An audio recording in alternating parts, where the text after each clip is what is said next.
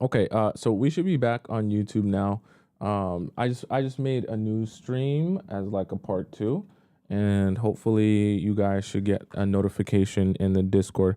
This is why it's so important, guys, to be following me on Discord as well, just so that you guys are aware whenever there's like technical issues or things like that, you'll be able to see in the Discord any notification, even past what YouTube or TikTok will feed you, because then it'll give you every proper notification, because you guys should get a notification every time I go live, and there should be one being delivered to you guys as well. Okay, let me even send one in the Discord right now and send a link to you guys to say the new live stream.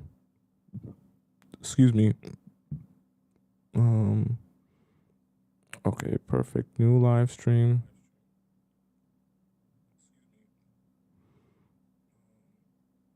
I hate technical difficulties, but it is what it is. Let's see, at. Make sure you guys all join this up. At everyone. Got to join the Discord. Live here.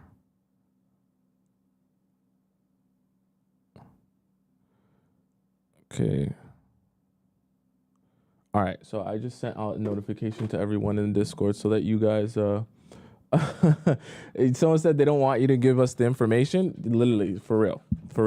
Okay, let's hop back into this. So I'm gonna leave the first part up, and then the second part will just be like for you guys. You can rewatch the first two parts. I'm recording all this, so when I chop it together, obviously there'll be no issues. Okay, so let's hop right into what we were discussing. Let me just put a second one, and this at everyone. Put in the general chat as well.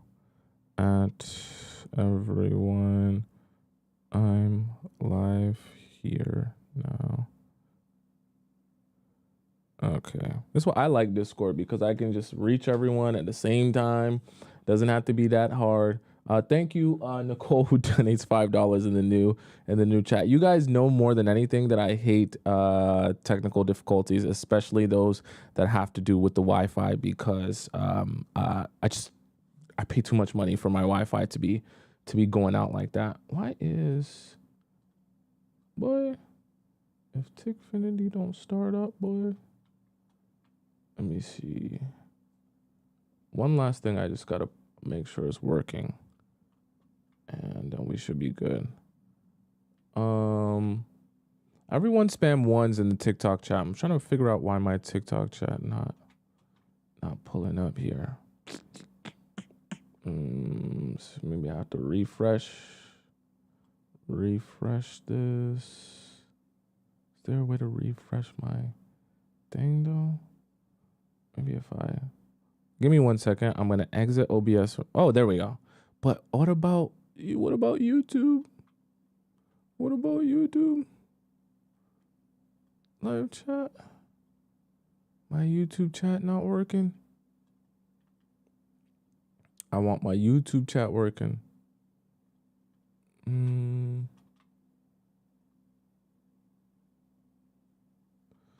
Sorry guys, I just want to make sure. I'm trying to figure out why my YouTube chat not working. I want this to be good. I didn't remember. I wish I had some music I could play for y'all. Docs, YouTube chat.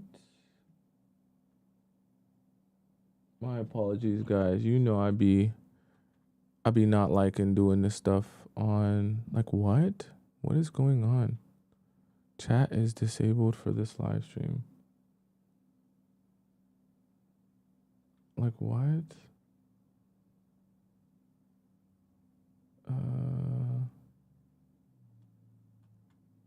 How?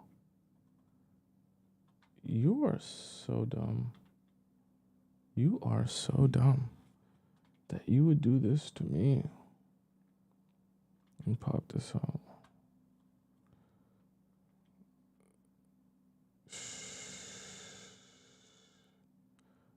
bro. They don't, honestly, they don't want you to get this information. I think we know the type of people that probably tried to sabotage the stream here, because they don't want you to have this information. When you be talking too crazy on the net, they don't be wanting the people to really know what the hell is going on. They want you to stay blind, stay unaware type shit. I'm telling you, bro. I'm telling you. Should be crazy. It's crazy. I might just make this a I don't give a F stream and just say what I want to say. I might just make this a whole different type of stream today, cause the way they tried to do me crazy today. Oh no. Okay. I figured out how to pull the. They tried me though. They tried me today. Okay, guys. So the first 2 points, we'll just do a quick recap of the first 2 points, and then we'll hop back into number 3. So number 1 was the tying of loose ends.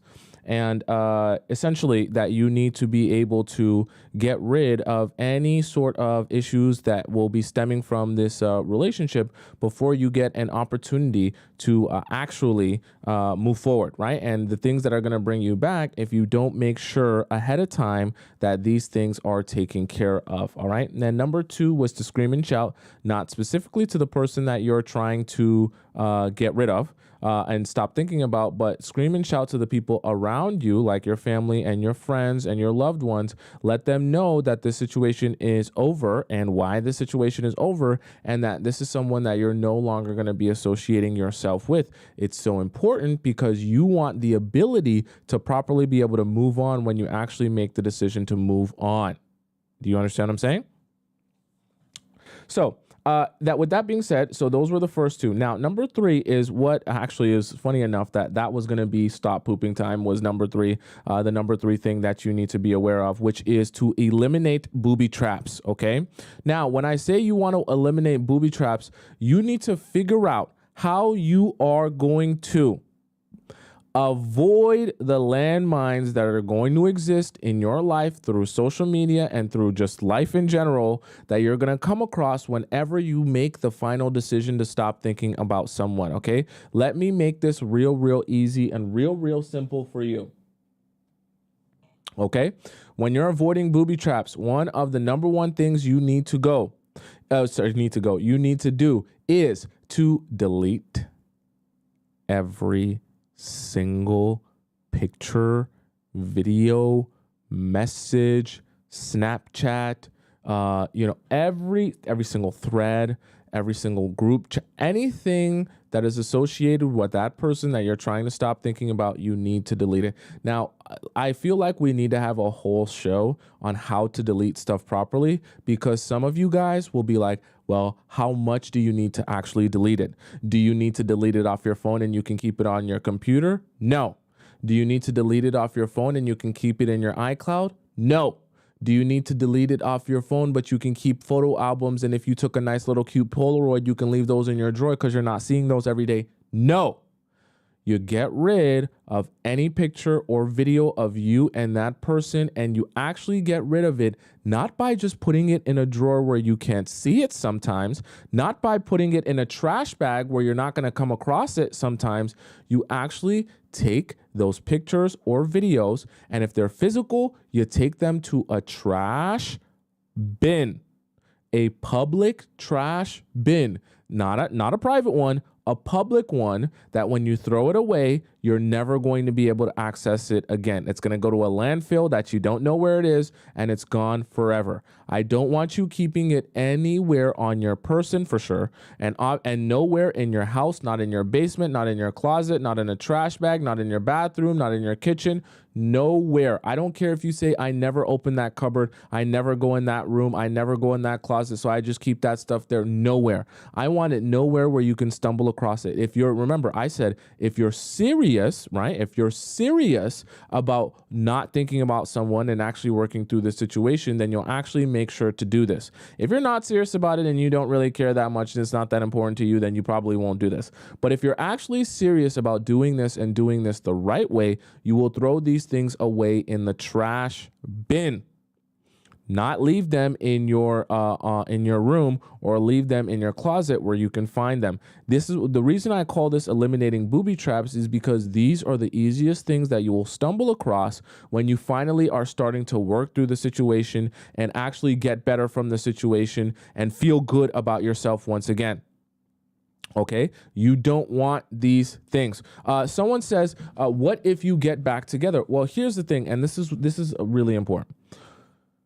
By the time you make the decision that you want to stop thinking about someone, you need to decide for yourself, why do I want to stop thinking about that person? So if the reason you want to stop thinking about that person is because you actually want to emotionally move forward, because that relationship isn't going anywhere and you want to be able to like build new relationships, then you've acknowledged to yourself there is no going back. So there is no saving pictures because one day we might get back together.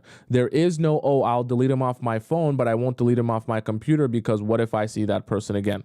Because if that's the case, then you're not even in a situation where you even need to be considering not thinking about them because you're still trying to get back with them, in which case that's a whole nother story for another day. But if you've made the decision that you need to stop thinking about them so that you can actually get over this situation and work through this situation, then you need to sever it. Right? Sever it just means you need to actually cut it off. You can't be halfway in and halfway out with some sort of hope that things might go back to where they were before. It's the same issue when you don't want to tie up loose ends because you're hoping that maybe if I don't tie up loose ends, then it'll leave the door open. Stop.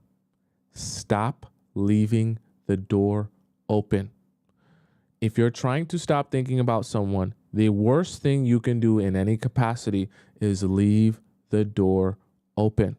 It doesn't serve you. It doesn't do anything good for you. It doesn't help you. Close the door. Chan said, close that bit. Close the door for good. If you really mean that you're trying to stop thinking about someone so that you can move forward. Moving forward is not about leaving the door open somewhere else or leaving a crack or leaving a draft just so that if there's a possibility that he wants to be. No. When someone has had their chance and their opportunity with you and they've had their chance to make this right and build this relationship the right way, and they have chosen to utilize that time to F around and not do the right thing, there goes your opportunity forever. Okay? And you need to be okay within yourself that you close the door on people who you've given it, well, more than enough opportunities to show you that they're ready to treat you and treat this relationship the right way. Once you've given them those opportunities, if they choose to continue squandering them and they don't see the value in them and they don't see the value in you, after a while you say goodbye forever. Yeah, that opportunity, you had it, you lost it now. So don't think that you're going to come apologizing to me and now all of a sudden you're going to realize that you want to do things the right way. Should have been thinking about that beforehand. Okay, don't let people do that to you, right? Onyi says, what if you want them back, but want them to respect your boundaries? That's actually a whole nother show for another day where we talked about what to do when a man comes back and how you're going to be trying to decipher the different things that he's going to be doing and trying to do to make sure that he comes back the right way, not in a way to downgrade you. Okay. This is for if you want to stop thinking of them because you actually want to move forward, not because you want to stop thinking about them for a little bit until you get back together. Okay, this is I want to be very specific because I know some of you are not ready to let go of a guy, but you're thinking to yourself, this isn't working out. And so you're like, well, I probably should let go of this guy. You got to start making, I know that it's hard and I know that it's painful, but you have to start making decisions in your relationships, okay? So eliminating booby traps is also about making decisions. Once you decide that I'm trying to move forward from you and I want to stop thinking about you, you need to get rid of pictures, get rid of videos, get rid of Snapchats, like I said. And we've talked about this before because I know some of you do this. You also need to be getting rid of screenshots. Okay. And I know some of you do this, and especially some of you that are on the younger side and even some of you that are on the older side do this, where you keep screenshots, whether it be of really amazing things that he said to you or really horrible things that he said to you or a combination of both. And you have a plethora of screenshots in your phone of you and that person's and that guy's conversation. Okay. I know I'm you. I know how you think and I know what you do. Okay. We're friends. We talk a lot. So I say that to say those are part of the things you delete. You basically want to leave yourself no room for error where you will ever be in a situation where after doing all of that hard work, getting through this, working through this, doing all the things that you need to do, following all these instructions that we give and we talk about on the show, after you finally do all of that, which is the hardest part, you come across a couple of silly pictures or a silly sweater or a silly piece of underwear, or it just reminds you of something about him. And you say to yourself, damn, I do miss those times that we used to have. Damn, I do miss how we used to be when we blank, when we did this, when we did that. Because all of that confusion that will make you feel, whenever you feel that thing, your mind is gonna start playing tricks on you, and you're immediately gonna say, maybe I should reach out to him. Maybe I should text him. Maybe I should see how he's doing or check his Instagram. That's the other thing that I was going to mention. When it comes to social media, okay, so let's say you delete the pictures, you delete the physical items. Remember, you've severed ties, so you've gotten rid of his clothes. You shouldn't have his clothes at your house. And if you have any leftover clothes at his house that he didn't need, you throw them in a public trash bin, not keep them in your closet. Okay, so everything is out of the house that's physical. And you've deleted stuff off of your computer, including pictures and videos and screenshots. Okay, now let's also tackle the social media. See, here's the thing about blocking. I need you to understand not every time blocking is for someone else. Sometimes blocking needs to be also for you so that you can actually breathe and not go through the anxiety-inducing feeling that you get every time you open up Instagram or open up Snapchat or open up Facebook, feeling like, oh my God, when I open this up, am I going to see his story again? And am I going to see his story at some restaurant or at some club or at some bar with a couple of girls or a couple of people, or am I going to see him on a date? And every time you open that social media app, you have an anxiety-inducing experience where it just becomes about him and checking up on what he's doing. And then you're trying to figure out, oh my God, he did post something, or he did post a couple of stories, but I don't want him to see that I'm watching his story. So I'm going to make my fake account so that I can start going on his story when I see that he's posted a story, and I can watch his stories and see if he went on a date and see who he's out with and see who he's with, so that he doesn't know that it's me. And then when I go on these couple of fake accounts, I'll be able to check it and he won't be able to know. And let me see what he's posted on TikTok and see if what he's posted on TikTok is aligned with what somebody. And you will start feeding this monster that wants to be fed and wants to get hooked on never being able to like move forward from someone or some relationship. And the moment you start doing that, right? Jen said the fake accounts is crazy. The moment, trust me, the moment you start making fake accounts and you start like being in that realm where you're thinking about, oh, okay, how can I see what he's doing without him knowing that I'm seeing what he's doing? You become obsessed with that. And it becomes your obsession to check up on him every day. And all of a sudden, you're not even opening social media to check anything about your friends or your family or anyone else that's important to you. Social media strictly becomes a little strategy and a little peephole where you can spy on the guy that you're supposed to be moving forward from, but you're spying on him so that he doesn't know that you're spying on him because you're supposed to be moving forward. But do you see how you can't be moving forward if you're spying on him? Okay?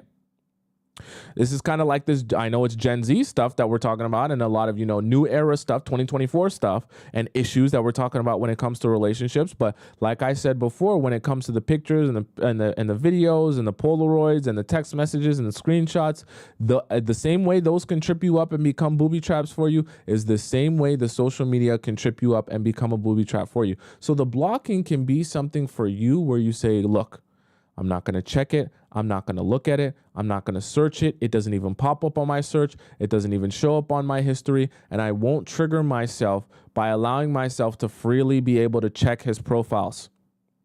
And if you know, here's the thing, okay? This is where you have to gauge and be honest with yourself about who you are. If you know that, because for some of you, you're in a horrible situation.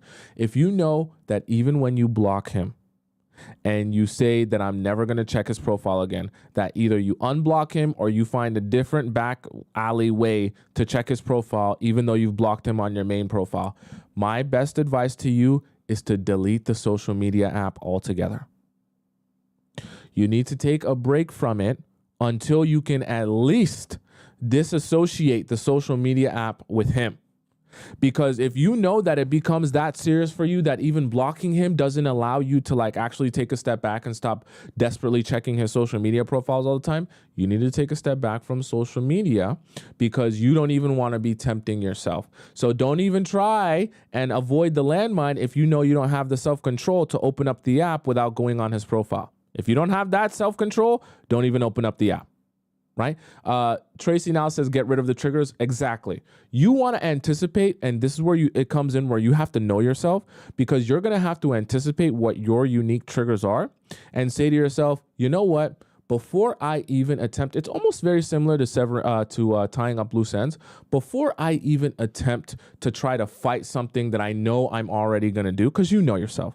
If you're a chronic social media checker and you know that you're the type of person that's going to make fake accounts to be checking on someone's story, don't even bother trying to say to yourself, oh, I'll just ignore it.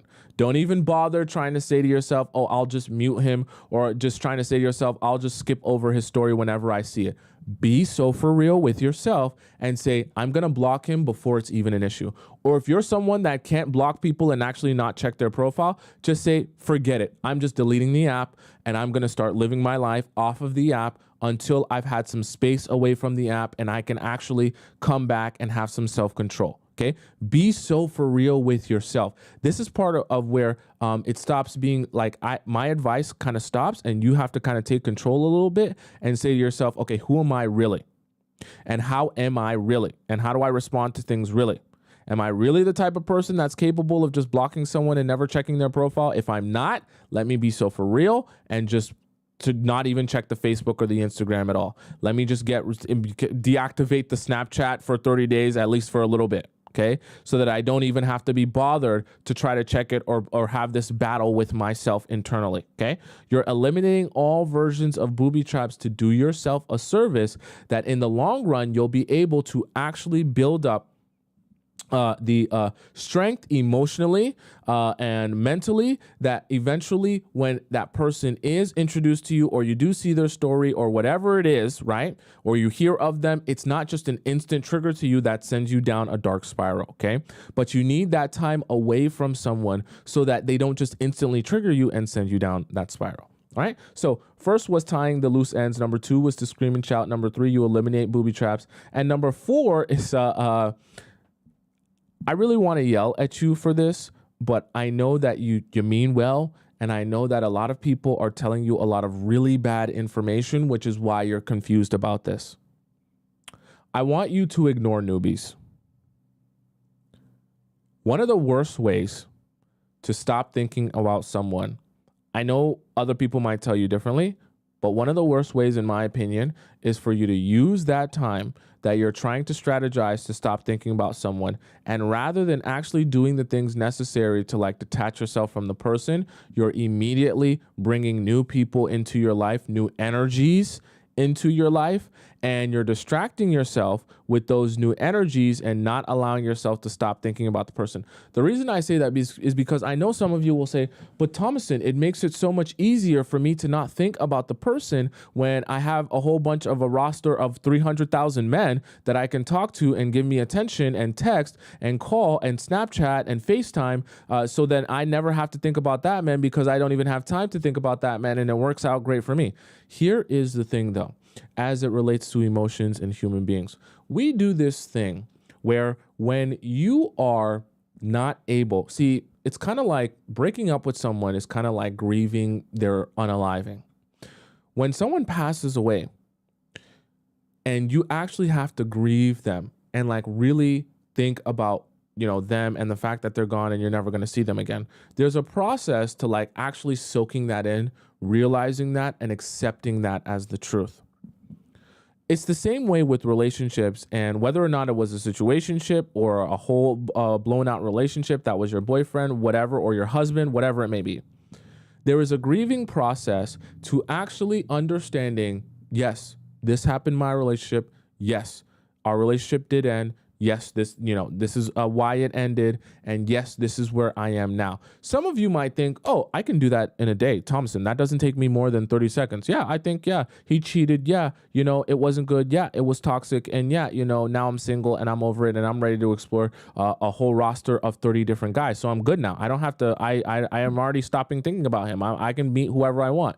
No, because the reason that time is so important and why you don't want to be introducing new energies here is because the moment you introduce new energies to your life and you haven't yet properly went through the order of operations, like we say on this show, in to be able to actually stop thinking about that person without needing someone new in your life, what will happen is rather than you actually grieving that relationship and that person no longer being in your life, your feelings for that person will go on pause while you explore new feelings for this new energy in your life.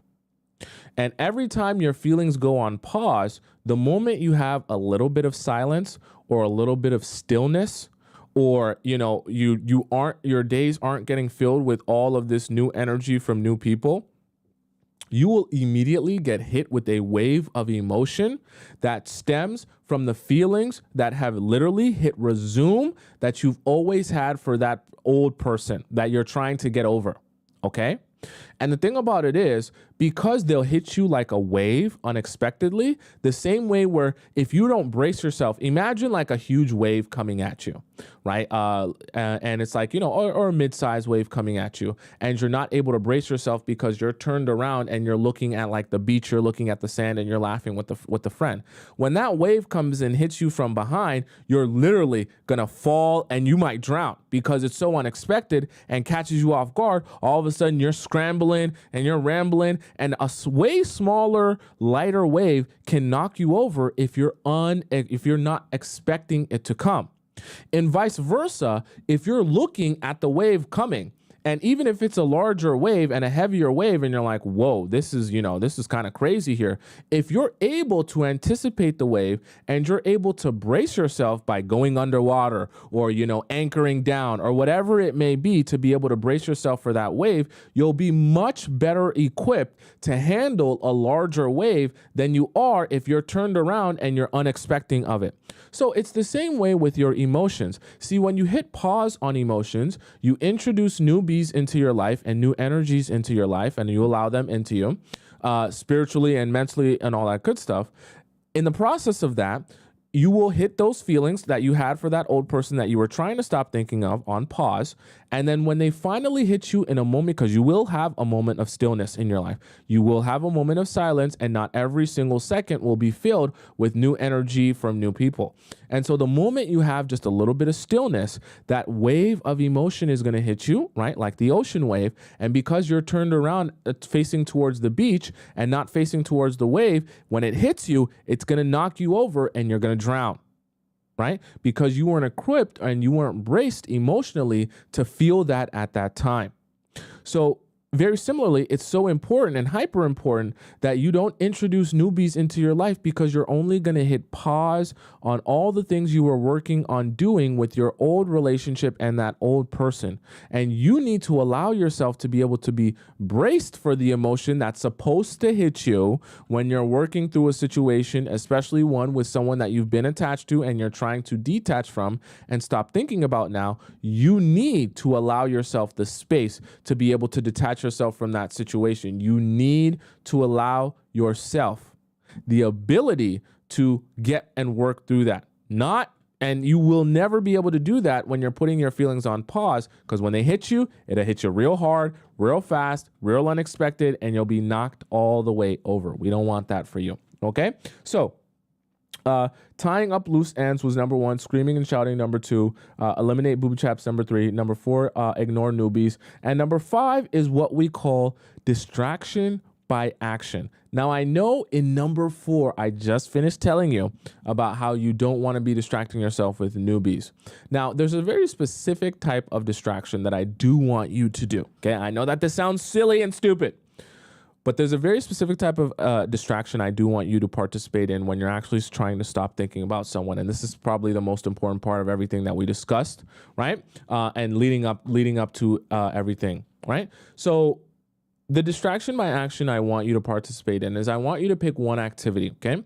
One activity that requires your reoccurring attention. So some of you might be confused when I explain this. First, I'm going to give you some examples so that you can better understand this. I want you to pick an activity in your life. Find something, okay? You're smart, you're intelligent, you can find something.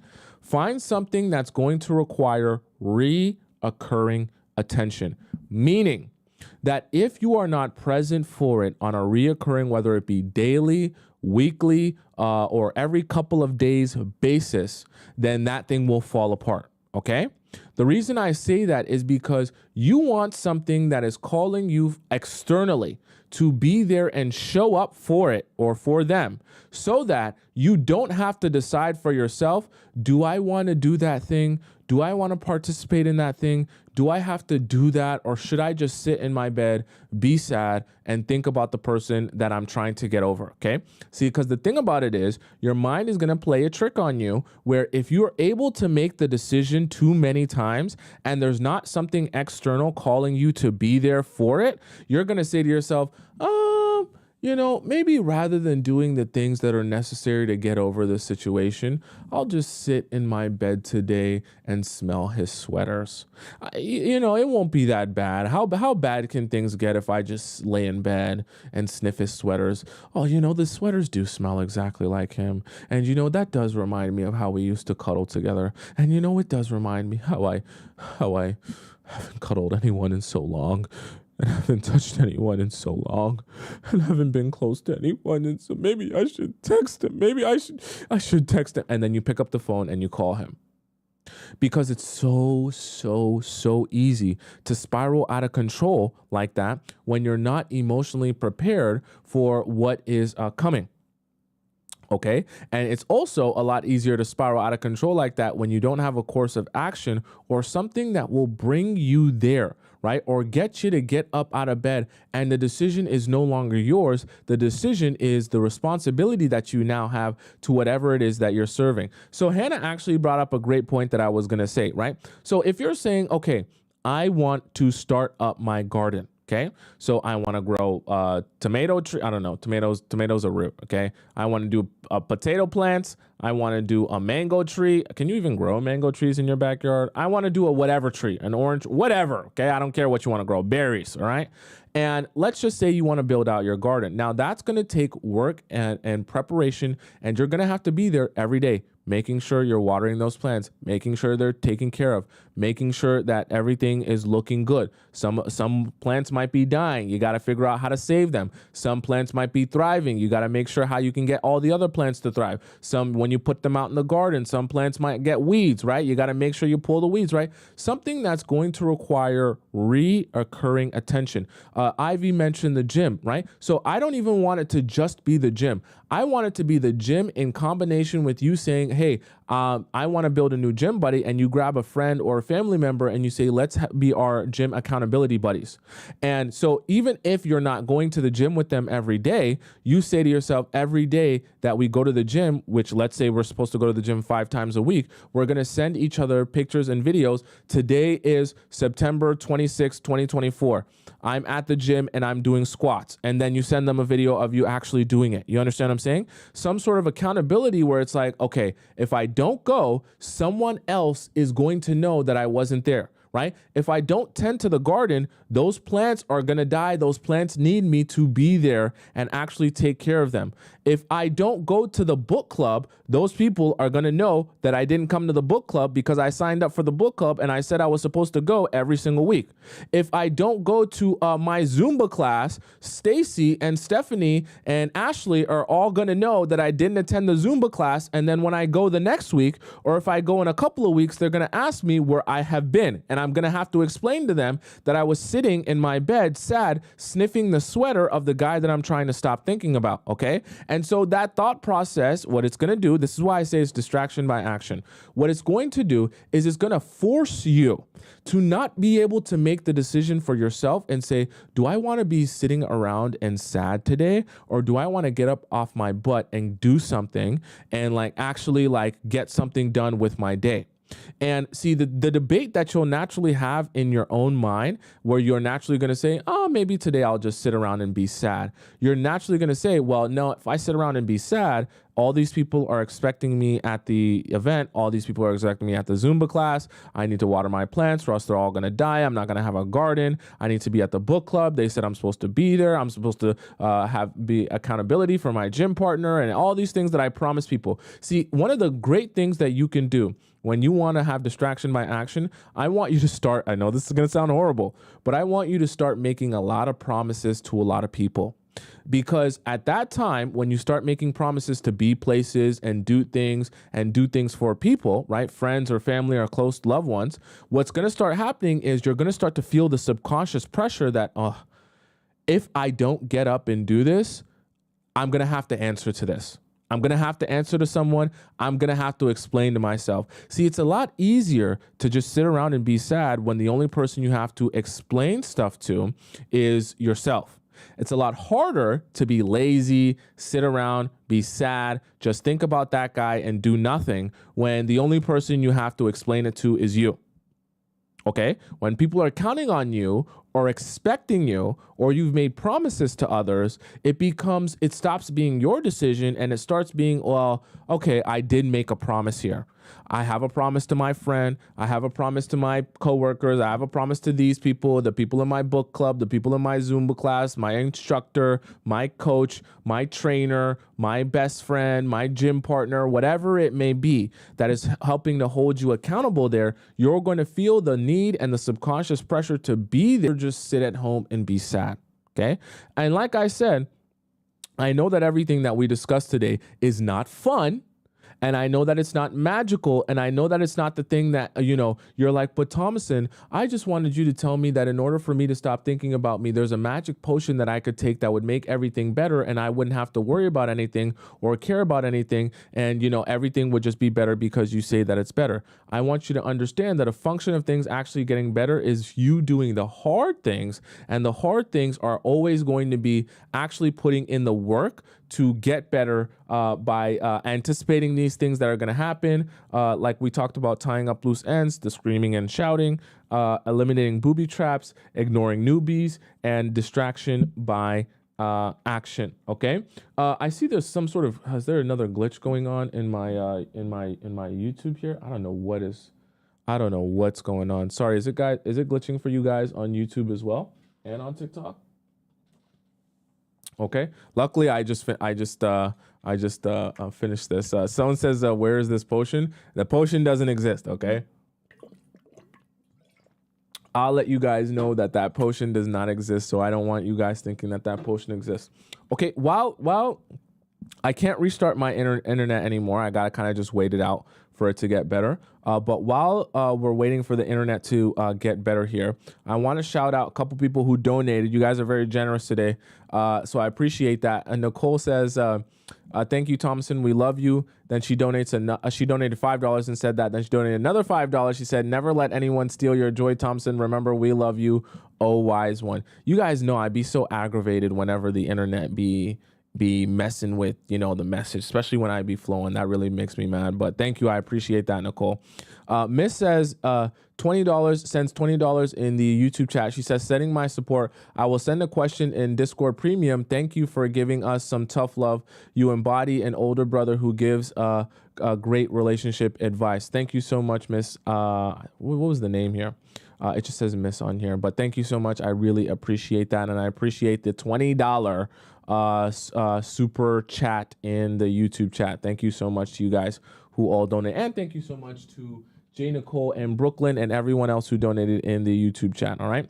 Layla asks, are you coaching people? So no, I don't do one-on-one coaching simply because, not because I don't like you guys or don't love you guys. I just don't have enough time in a day in 24 hours to do one-on-one coaching. However, I am going to come up with a way that I can answer private questions of you guys that you guys can ask me through message and send me a message. I'm gonna make it gonna give you a character limit, okay? And you guys can ask me private questions, and of course we have the premium Discord questions as well that you guys can ask, and I'll answer those as well. So I just have some patience, but as of right now, no coaching, just because I don't have time. Okay, so with that being said, let's hop into it. I want us to have a good rest of the stream today.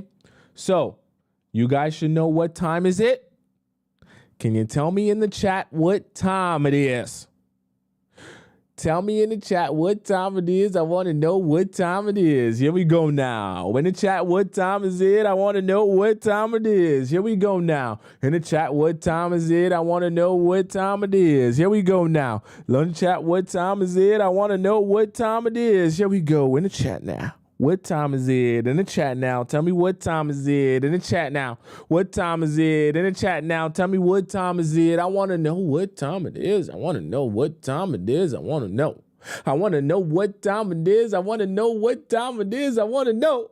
I want to know what time it is. I want to know what time it is. I want to know.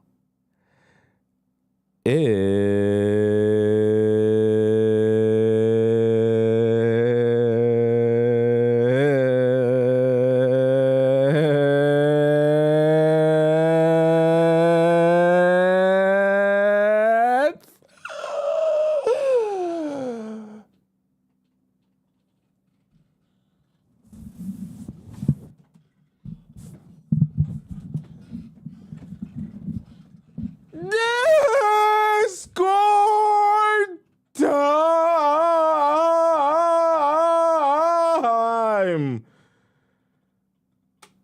Yeah. I need to get that scream out. You know when a scream feels good? Okay, so for those of you who are confused what is going on here and what we're even doing here, it's okay. Confusion is good. You'll learn lots and lots and lots. All right, so Discord time is essentially where all the amazing members of the Discord get an opportunity to ask me a question over in our Discord, our Players Club Discord, and I answer them live on the show. Look at my beautiful face in HD there. We are going to head over into our relationship advice section. So I'll explain to you guys this real quick. Basically, we have two versions of relationship advice. The first version is the free version in which you guys can ask your questions to me, and there's just you can ask them there in the forum, and I answer them live on the show. Okay.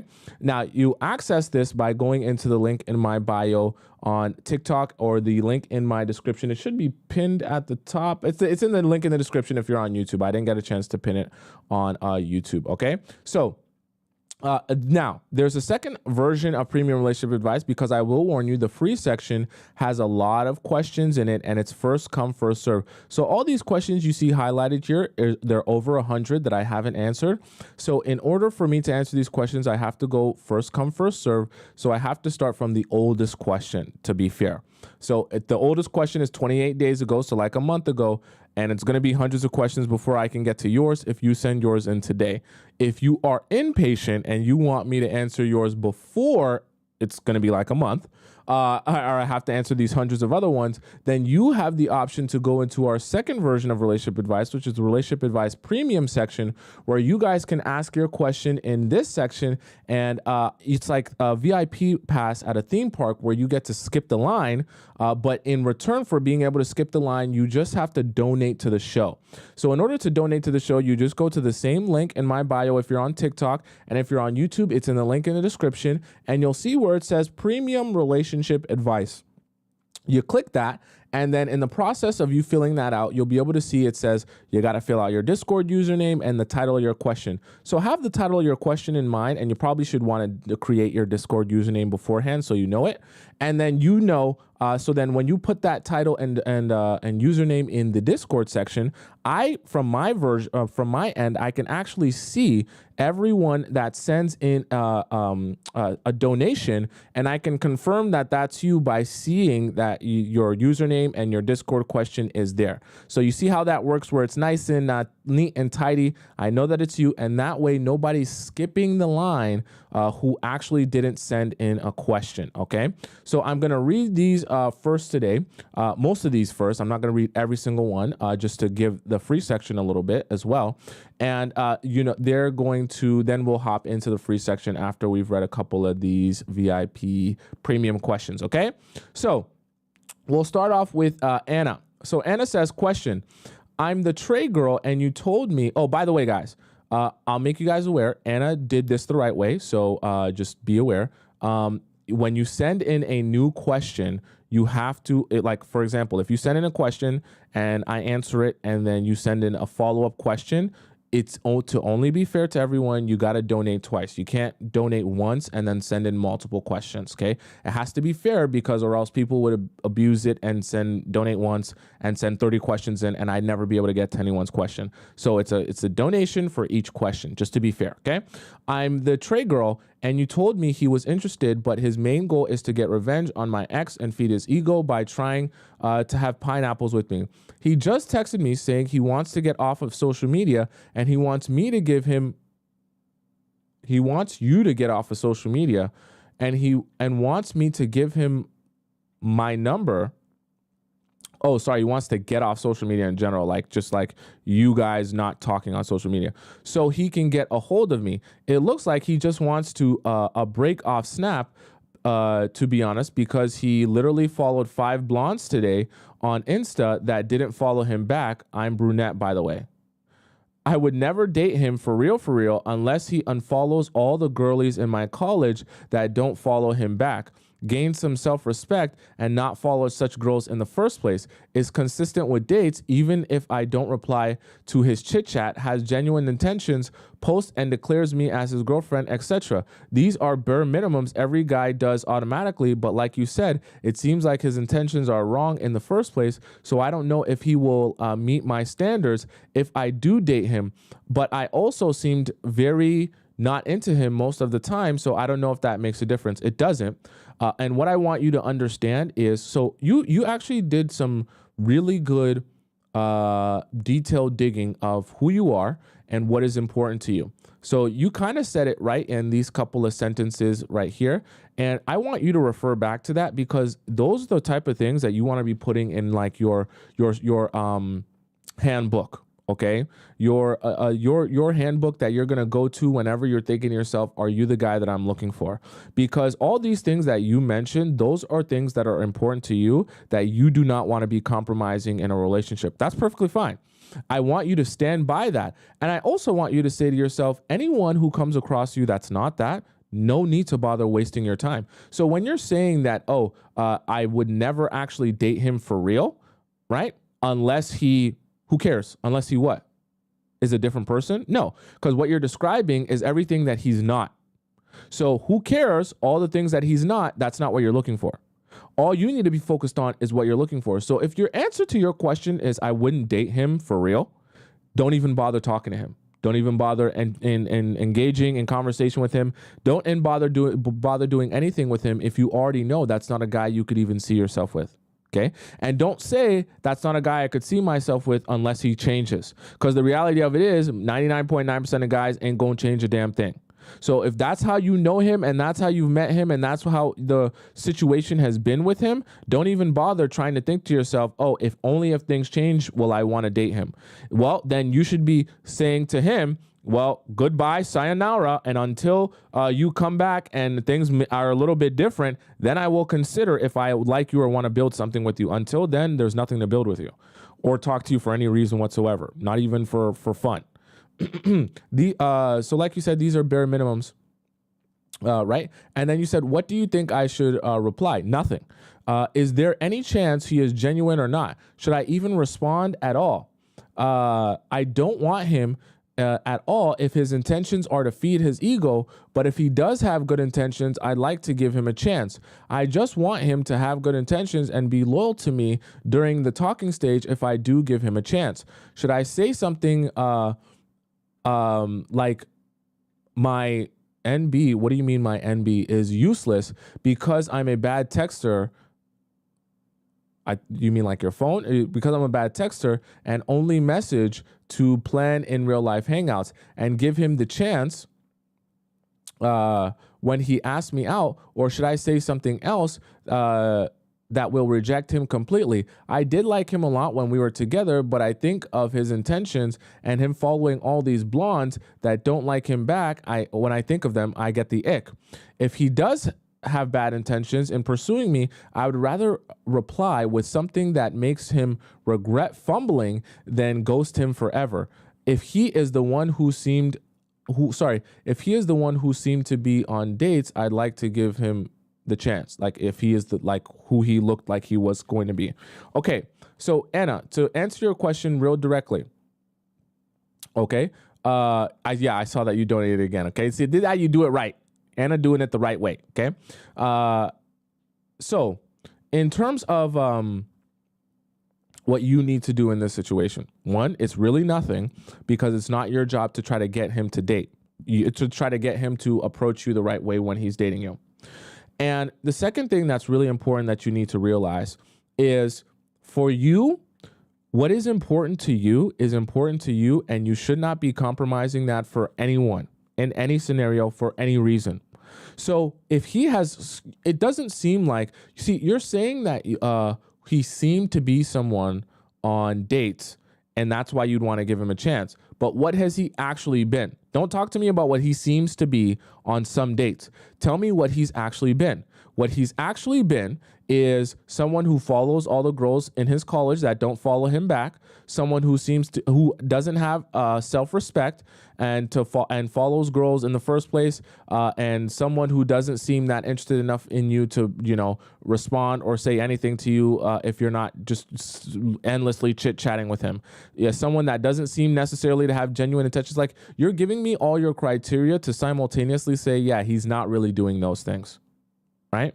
And if that's the case, and he's not aligned with what you're looking for, then that's the answer to your question in itself. He's not what you're looking for. So then why bother thinking about how to get him to adjust his behavior, or what you should be doing, other than sitting around and just doing nothing? Because until he can show you that he's what you're looking for, you have no job there.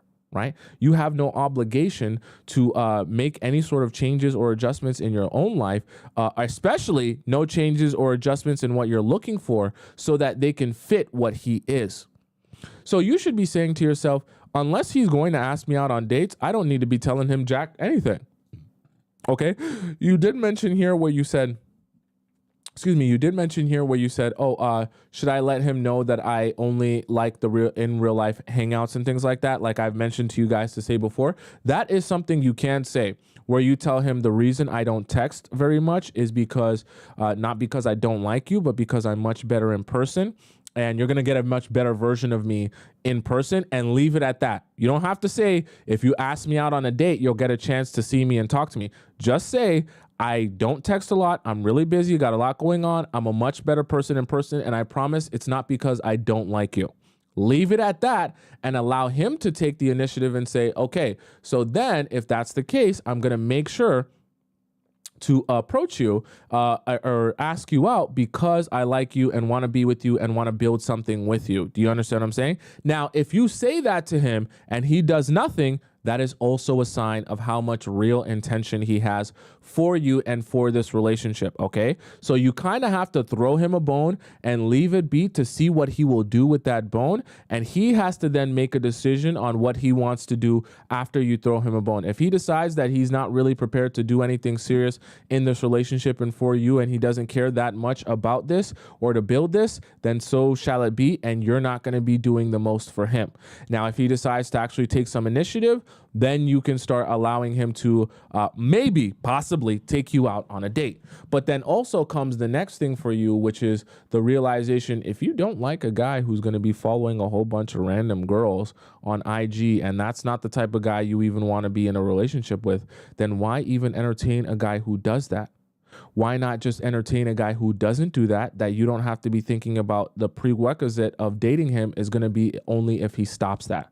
Because then you're going to be asking him, hey, can you not be who you've been? or who you've always been, because I want to be with you, but I also don't like the way you are, so I want you to change. That doesn't work. You want to find the person. We added each other. Let me move my YouTube chat back here. Let me see. Move this over here. I want to be able to see this. You said, we met each other at a tech meetup and he was very professional. We added each other on LinkedIn and I didn't think anything else about it. About 2 months later, he asked me for my Instagram, so I gave it to him. After watching his post and videos, I liked the version he portrayed himself to be on there. On Instagram. Okay, I know that we're going to hop into something here, but I want to just help you guys realize this. You do not know people by meeting them and talking to them online, okay?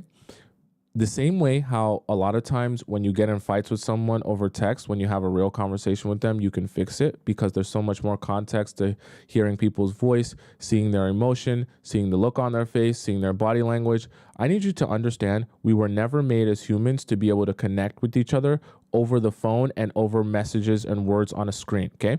That doesn't mean that texting is the worst thing in the world, but I just want you to understand that this idea that you know someone that you message or you know someone because you check their social media profile, that's not true, okay? And that's not real.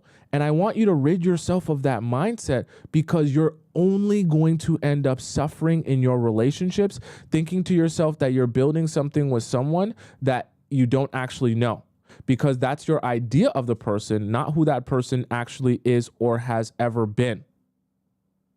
You following me so far? Okay.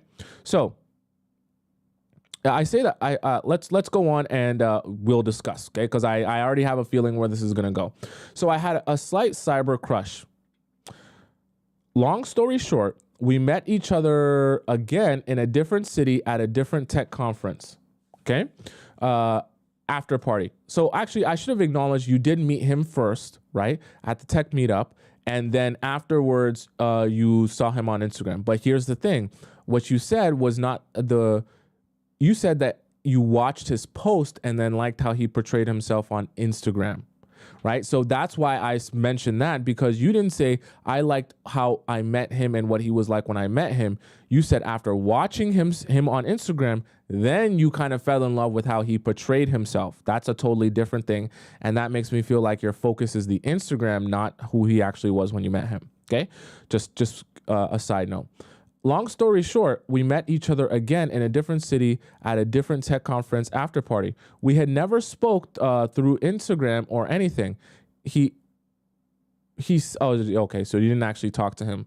You just watched him. He stays in a different city than me. I saw him and spoke to him, and then I went to hang out with his friends. He basically followed me the whole night, and I would conveniently run into him. Long story short, we exchanged numbers, and I was his Airbnb at the end of the night.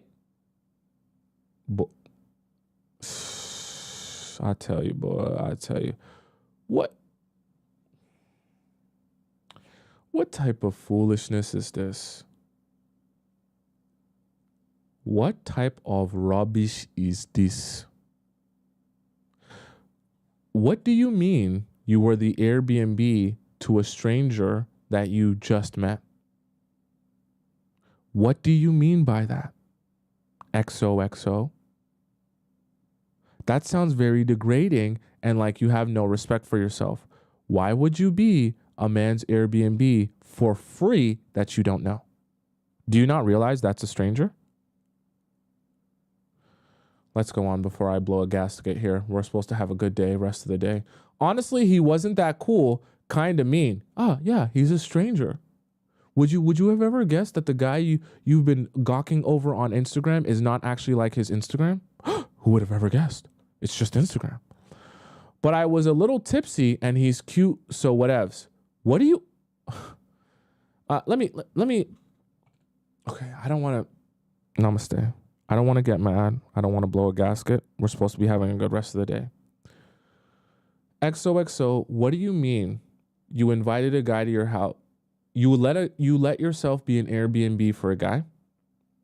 And when he came over to your house, you were a little tipsy. He was kind of mean, but you were tipsy, so whatever. Do you take anything in your life seriously? Or is everything just a joke to you? You realize like Ted Bundy also got along real well with girls and got real close with them real fast. Okay? The safety thing is a huge issue and a main issue. And then the other issue is like, why are you like, oh God.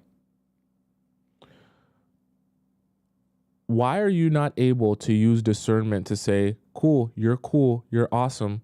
And I might think you're cool from Instagram. I don't actually know you. You're still a stranger. And also, why am I overextending myself for you when I don't know you? What do you think that's going to do to his psyche of you? Do you think he's going to be saying, oh, I should do more for this girl? Or say, oh, I should be extracting more from this girl? We had pineapples unprotected. Yeah, I'm going to get up, guys. I just needed, I wanted to have a good rest of the day, so I need to take a stretch. This is a stretch time.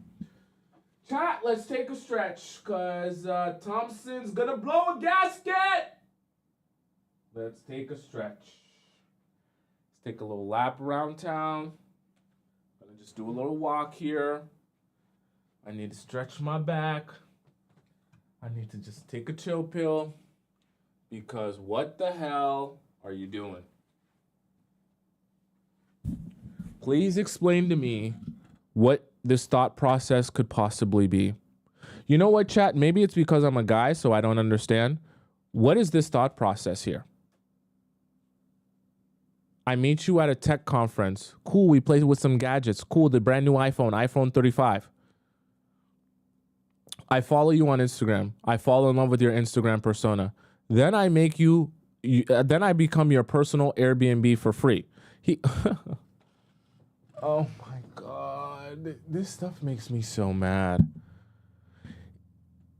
It's even more disrespectful because you said you were his personal Airbnb, but you didn't even acknowledge that he paid you anything. He just came over for free. And he probably drank your alcohol. You said you were tipsy, so you probably drank your alcohol, and he drank your alcohol. So you paid for the alcohol. He's staying over there for free. And he gets to sleep with you for free. Oh, sorry. Someone said she was at his Airbnb. Sorry, I thought she said she was the Airbnb. Okay. I was at his Airbnb at the end of the night. Sorry. I apologize, guys. I read that wrong. I thought she said she was the Airbnb the whole time. Okay. So you were at the Airbnb and still, now you're tipsy at this guy's Airbnb and now you guys have unprotected pineapples. So mistake all the same. All right. Maybe a little bit less embarrassing because at least you're at his Airbnb. Still not good. Now, let's move forward. The pineapples was okay, but he kept stopping multiple times during. Okay, I feel like this is going to get really bad. I spent the night, but snuck out a couple of hours later. I figured it was just a fling. I didn't want to make it a thing. He texted me that day saying he wanted to just check up on me, and I responded back. I didn't hear from him.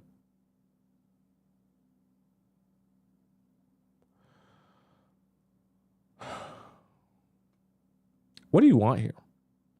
He wrote again the next day saying he forgot to hit send, so I replied back just telling him how I was and how I was doing. I mean, yeah, he probably woke up and was like, where did this girl go? Then he ghosted again and came back like 3 days later. Yeah, he literally jackrabbited himself inside of you at his Airbnb. He doesn't even know your last name. He doesn't even know your last name. He doesn't even know your last name. He met you at a tech conference. He probably has you saved in his phone as Tech Girl. Did you ever think about that? You're probably in his phone as Tech Girl. He probably can't even remember your name. And you're giving your mind, body, and soul to this man. Let's move on before I get mad again. At this point, I'm irritated, so I tell him like I wasn't expecting this to be a thing, so he can just stop texting. What are you doing?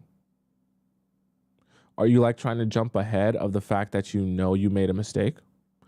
But I really didn't mean this. What are you doing?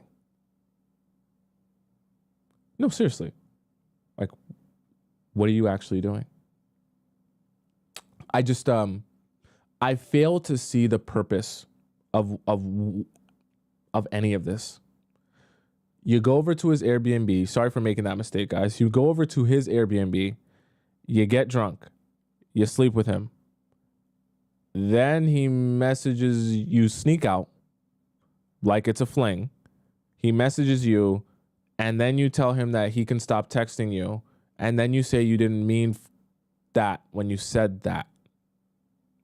It's almost like you want him to ghost you, but you're going to be sad when he ghosts you. I wouldn't mind being cool or something. I mean, we did pineapples and I had been celibate for you. Oh my God. I was wondering why you guys in the chat kept saying celibacy, celibacy, celibacy. I was like, what are you guys talking about? You wasted a year of celibacy to do this? How old are you?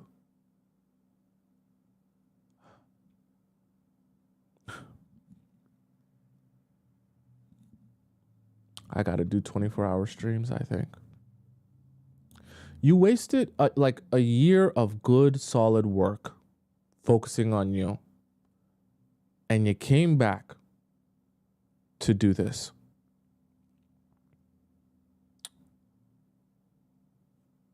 I have no words. We watch each other's stories, but nothing more. Should I tell him that I really didn't mean that? Mean what?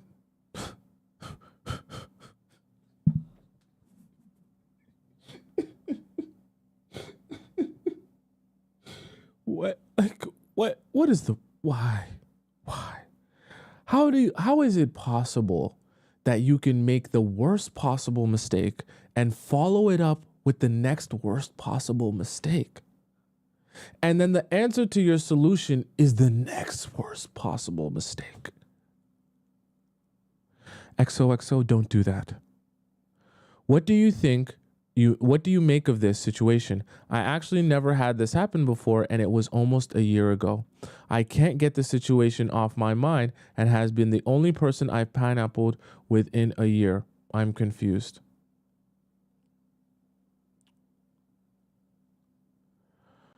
Wow. XOXO. You need to be doing a lot less XOXOing and a lot more critical thinking, because what the hell were you doing?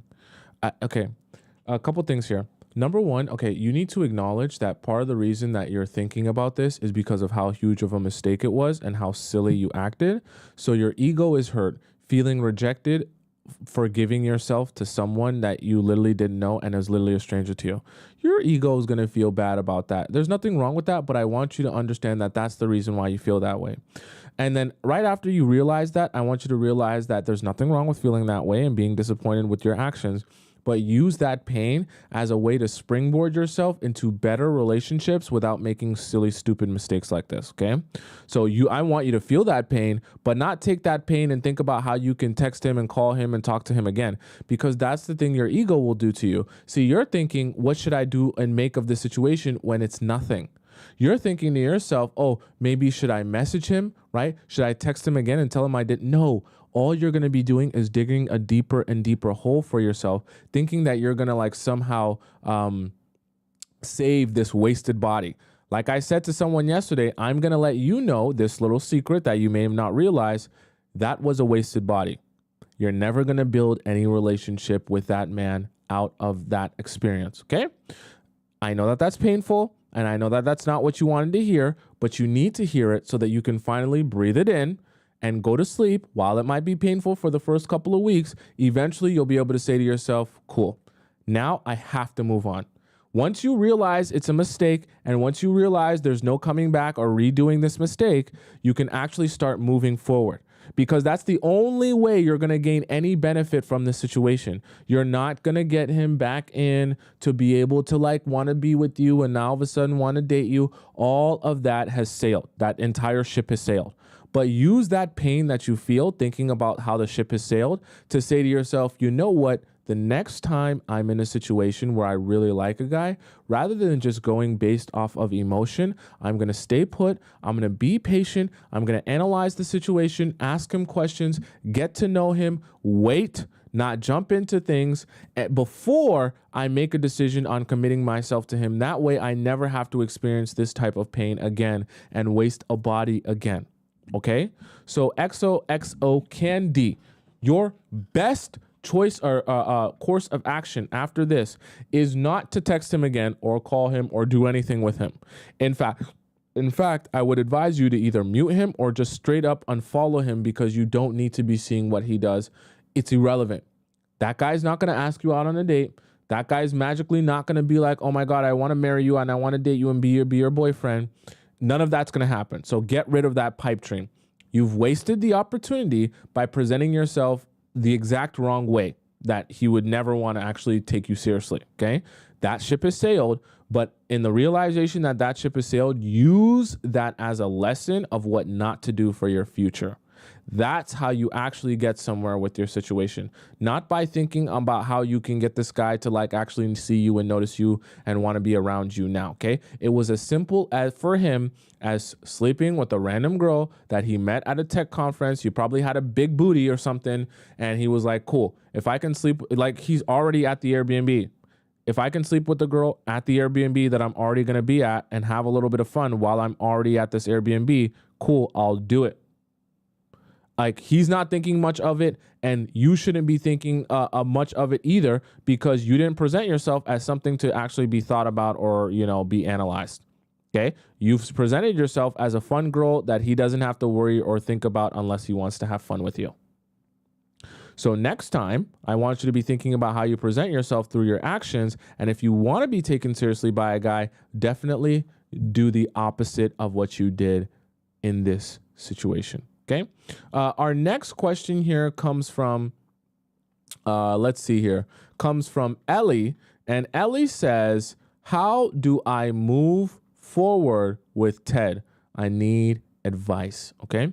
So Ellie says, hey, Tomisin, once again, thank you for all you do. You have saved us from so many unnecessary traumas. I'm 23, dating a 25-year-old man. This is an update on my relationship with Ted. He's been consistent with initiating communication and dates for 3 months now.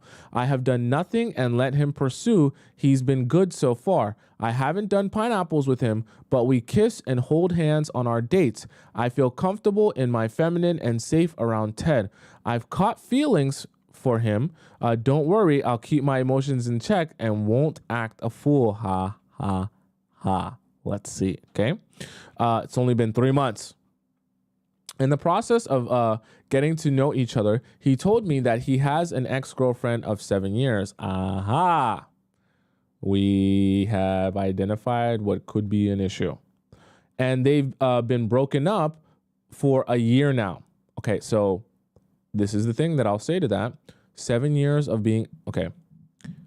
7 years in a relationship is closer to a decade than it is closer to 5 years. So I say that to say, or no, yeah, right? It's a long time, my point. I say that to say, closing in on a decade with someone, of spending time with someone and being in a relationship with them is a long time. And it's very hard to break the amount of, not only will you have a lot of romantic ties to that person and a romantic emotion towards that person, but your life will also be like tied to that person after 7 years.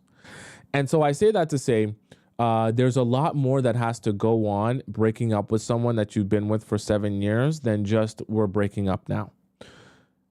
A lot of times that can't be just done in the process of just a year. I know you said it's been over a year, but depending on how long it's been since they actually ended, or if they even actually ended, that period can definitely take longer than a year for things to really be done for real. And even when they're really, really done for real, there is still a period of time where it's like, obviously your feelings for someone after 7 years of being with them can't just magically go away. So 7-year relationship, you really got to be gauging what is your emotional availability now. Do you still have residue of feelings for this old person? There's nothing wrong with that. Doesn't make him a bad person. But like if he does, that's not going to work for you. Okay. And you can't be trying to build a relationship off of that. And you need to be very weary of that, because if you find yourself in that position, or you think that he's someone who's in that sort of emotional state, don't even bother. Don't even bother. I asked the reason why. Ted said his ex-girlfriend broke up.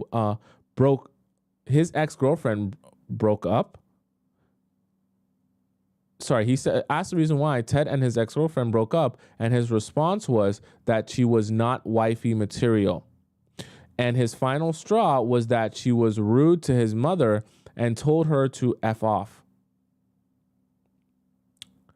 I'm not going to say that that's a lie, okay? Because I don't know that.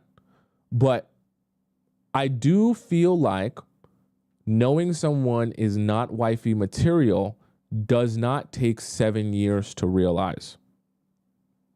Okay, I'm going to speak for a man, as a man, and our thought process.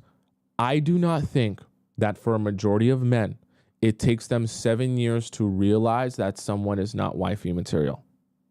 Okay, so while this explanation might not be a lie, I feel like there's more to explore than just she was not wifey material and she said F off to my mom one time. Okay?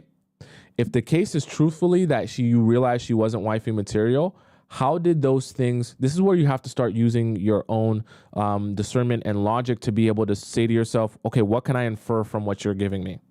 Because if you didn't think she was wifey material, that didn't just happen overnight.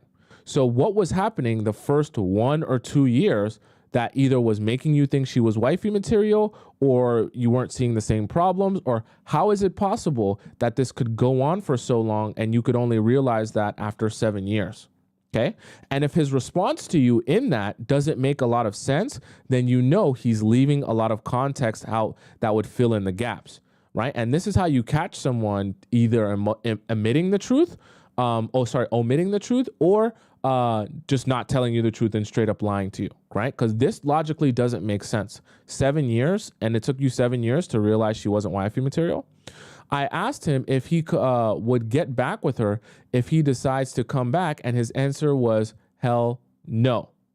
So if she decided to came back, he would say no.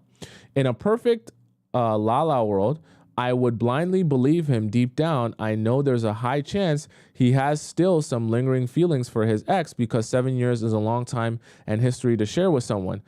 It's great that Ted has been transparent with me, but I can't help but feel a bit insecure knowing the history he shares with his previous relationship. Ted told me that he broke up with his ex and they are not in contact anymore. I've done a bit of detective work and I've seen that his ex-girlfriend is an RPM and possibly works at the same hospital where Ted works as well. He also mentioned to me that he lives in his neighborhood. Oh, sorry, I keep saying he. He also mentioned to me that she lives in his neighborhood. Okay. And they're in the same hospital.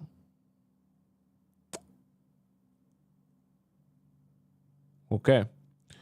Tomisin, I need your advice on my situation. I've mentioned in my first post that Ted and I are medium distance relationship, 1 hour drive apart. So she's closer to him than you are to him. Someone says, what's RPN? RPN is a nurse, right? RPN is a type of nurse. It goes RN, RPN. RPN is the one that gets paid well. Okay. It's a type of nurse. Okay. So she's basically saying, I believe you said, was it a hospital that they work at? Yeah, it's a hospital. So they're going to be seeing each other. I'll put it like that, because I know what an RPN nurse is doing at a hospital. They're going to be seeing each other, and if they work in the same hospital, if they work in the same unit of the hospital, they're seeing a lot of each other. So it's not like there's a random. Okay, they're randoms to each other now. After knowing about his previous relationship, I can't help but feel insecure. I'm not sure if I should proceed or let go. Truthfully, I can't afford another heartbreak because I'm in my final year of university and I want to do well. Can you please advise me on how to protect myself from getting hurt from this complicated situation? I need your insight. Thank you in advance. Okay, I'm going to give you what's real and not what's going to feel good.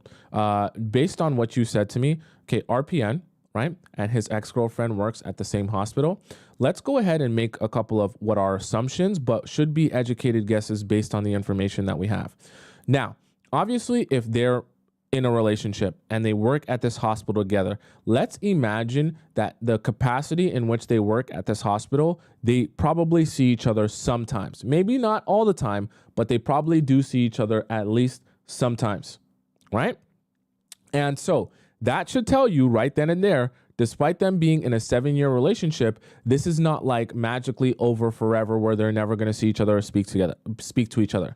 They, even though we don't know if they work in the same unit in the hospital, they definitely do see each other sometimes, at the very least. Let's just assume that. And if that's the case, this person isn't random to them and that they're never going to see each other ever again. And so when you realize that, you have to say to yourself, okay, this guy's been with her for 7 years. Even though they broke up, it's only been a year. On top of that, it's not like she's disappeared out of his life, so he's still seeing her. And remember, we just talked today about how to stop thinking about someone. One of the worst ways to go back to thinking about someone is to see them over and over again. That literally lengthens the time and amount of time it takes to get over someone by probably double. I don't know the exact amount because it's not a perfect science, but it definitely lengthens that amount of time, because every time you see them, those feelings come back up again. Every time you talk to them, all those feelings come back up again. And it really makes it hard to grieve the situation when you're constantly seeing them, and especially if they work in the same unit and he's constantly having to communicate to her once again. So I'll say this to say, I don't think that the situation that he is in currently with his girlfriend, his ex-girlfriend, is going to allow him or make it easy for him to actually work through his feelings. And so when I say that, I want you to realize that you're going to put yourself in a really, really tough situation trying to build a relationship with a guy who's been with a girl for 7 years, and that same girl he works with in the same hospital. It's already going to be hard for him, even without building something with you, to get over his feelings for her. I don't care how much he says she wasn't wifey material or whatever it is it may be. Your feelings for someone after 7 years don't fall off of a cliff and disappear. He can say what he wants. He can try to be a manly man and beat his chest like a gorilla. It doesn't matter. That's not how human beings work. And so when I say that, he's still going to feel things. And even worse, while he's trying to build with you, it's already hard enough to feel those things and be single. But now as he's trying to build with you, he's going to be trying to pretend as if he doesn't feel those things and trying to suppress those feelings, which is going to make it that much harder to grieve those feelings. And like I said earlier, after 7 years, your life becomes tied to someone. It's not just the emotions of it. His family knows her, his friends know her. There's definitely going to be a lot of back and forth before things are done for good. And I need you to realize that. And honestly, if you want my real honest advice to you, truthfully, Ella, the best thing for you to do is to not mess with a man in this situation.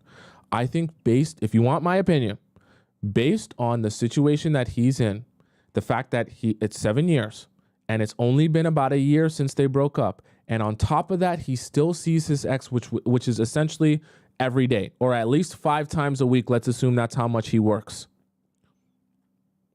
You're asking a lot to expect that man to not have any leftover feelings for that girl. You're also asking a lot to expect that down the road, these feelings won't come back up, especially when she's still seeing him, especially when if he's presenting it as he's trying to present it, he broke up with her, and if she still wants to be with him, you think she's not going to be at that hospital trying to convince him for them to get back together? You think she's not going to be at that hospital trying to text him things or talk to him or have conversations with him that maybe they could work things out? You think she's not going to be trying to apply pressure or put pressure on him? I mean, she was with him too for 7 years. And so you have to start thinking to yourself, are you prepared to deal with everything that comes with being with someone who just got out of a 7-year relationship? And I don't say this, Ella, because I know he's been treating you well and things have been going well. I don't want to say this to disappoint you, but I want to spare you of a little bit of heartbreak when Guys are going to tell you that they're all good and everything's all good and they don't care and they're over it. And then about a couple months down the road, you're going to realize that they weren't actually over it. Not because they tell you that, but because you realize that by what they end up doing and how they end up treating you. And I don't want that for you. I really don't. I honestly think the best thing for you to do is to take a step back from this guy and realize that he's probably not in a situation where he's going to be emotionally ready yet for a relationship. And if he really, and when I say take a step back, I want you in this very specific situation, I want you to take a step back and leave the door open for him to really show you something. Like really prove to you that he's ready to build this with you. And as horrible as this sounds, I want you to do really nothing, for like less than nothing for him. Why? Because you really need to give him the space to prove to you like he really wants this to happen. Not that he kind of wants this to happen or he kind of wants you or kind of wants to build with you. Like he really needs to show you that this situation is behind him and is not something he wants to revisit at all. You have to be ultra careful in the situation that you're in, investing yourself heavily into a guy who's still emotionally tied to someone else. So if you know that you really can't resist this guy and you don't want to dump him and you don't want to let him go, you need to kind of like approach this from a distance where you kind of really need to let him show you something. And even more than that, I want you to start getting really, really curious. Ask a whole lot of questions. Okay. You don't need to become like an interrogator, but I really want you to be digging deep, asking multiple different questions about his past experiences, his relationship with her. You don't have to bring her up specifically, but just experiences overall as they relate to the relationships that he's been in. And obviously he's going to be referencing this a lot. Right. So you want to be asking him things like, what were some of the things that weren't working out for you? Right. And if he asks you, well, why do you want to know what are the things that weren't working out for me? You want to tell him, hey, I would love for our relationship to not end up in the same place as that one. And I would love to know the things that we should avoid. So if you tell me what went on in that relationship, it would make it easier for me to understand the things that we might want to avoid or try to fix before it becomes an issue. See, when you present things like that, then he starts to look dumb or like he doesn't want to solve problems. If he tells you that he's not going to tell you things that would give you information to make you two have a better relationship. So you want to be asking him questions that's like, hey, the more I understand about why that didn't work out, the better our relationship can be. And when you present it like that, he's within a rock and a hard place where he has to say either I tell you what happened so we can avoid it, or I don't tell you and we can avoid it and we go through the same thing. But if I'm here, wouldn't I want to avoid those things and have a happy relationship? Right? So you kind of put him in a weird situation like that, but then you'll be able to extract a lot of information that way. So you need to be asking follow-up question on follow-up question on follow-up question until you're blue in the face. You need to have a real crystal clear picture of what that relationship was, what transpired, and why it ended. Okay, Ella? All right, guys, I know I didn't get a chance to answer so many questions today, but I want to make sure we stay a little bit on time today. And I know we had a lot of tomfoolery with the internet, but tomorrow I promise you there will be no internet issues. I will make sure of it. I'll make sure. All right. So if you have a question for me that you want to get answered and you want to skip the line, make sure that you guys know you can go ahead in the premium Discord and ask your question there. You simply just have to go into the link in my bio on TikTok. You click where it says premium Discord question. You fill it out the form. That's not a little form. You just fill out the little space there where it puts your Discord username and the title of your question so I can verify it's you. And I will answer your question live on the show and you'll get to skip the line. Or you can send it into the free section, but I'll let you know your question won't get answered for about a month because I have to go really far. It's, for the free version, there's a lot of questions to answer there. All right. So if you guys want to follow me on Instagram because you love everything that I do and you want to see me all times of the day, my Instagram is right on the top left side of the screen there on top above my head. It's just Tomisin_Tub. And it's the same thing on YouTube there on the bottom right of the screen as well. All right. And for those of you who are on TikTok and you want to rewatch rewatch parts of the show, it's like in 2 parts now. So when you go onto my live section, you'll see part number 1 and part number 2, and you can rewatch both of those and be able to see everything that we discussed here today, along with all the previous live shows that I've ever done since the beginning of the time. All you got to do is type in my name on YouTube. It's right above my head on the top right side of the screen there, okay? Go in the live section, okay? That's where you'll find the entire show. And you'll have the YouTube and the TikTok live chat embedded in the video. That's the best part, all right? I'm here every weekday, Monday to Friday at 4 p.m. Eastern time. So that's when you're going to catch me right on time, live again, okay? 4 p.m. Eastern time. So you got to figure out what time that is in your time zone, all right? So I'll be here tomorrow at 4 p.m. Eastern. Until then, arrivederci, au revoir, hasta la vista, adios, goodbye, sayonara, bon voyage, and I will see you again tomorrow. So much love. Maybe I'll do a stream during the weekend. We'll see how I feel. Well, no promises. No promises. Maybe we'll see.